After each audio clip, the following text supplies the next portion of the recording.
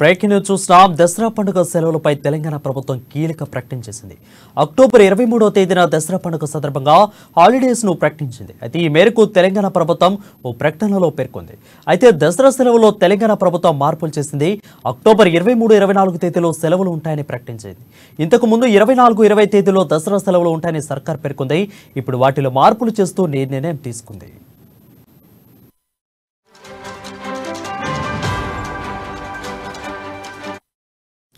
ఇక ఇది ఇలా ఉండగా బతుకమ్మ దసరా పండుగలను పురస్కరించుకుని రాష్ట్రంలో పాఠశాలలకు విద్యాశాఖ సెలవులు ప్రకటించింది.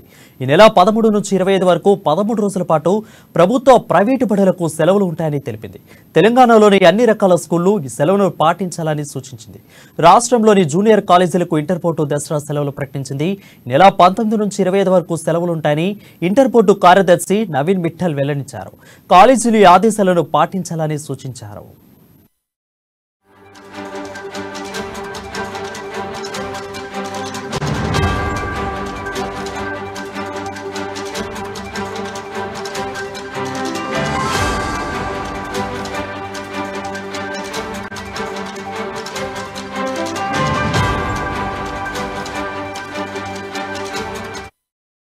బ్రేకింగ్ న్యూస్ చూస్తున్నాం. దసరా పండుగ సెలవులపై తెలంగాణ ప్రభుత్వం కీలక ప్రకటన చేసింది.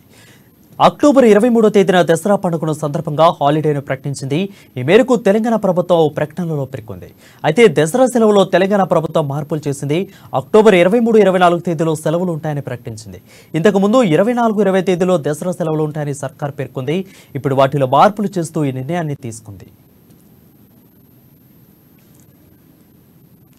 ఇది ఇలా ఉండగా బతుకమ్మ దసరా పండుగను పురస్కరించుకుని రాష్ట్రంలోని పాఠశాలలకు విద్యాశాఖ సెలవులు ప్రకటించింది.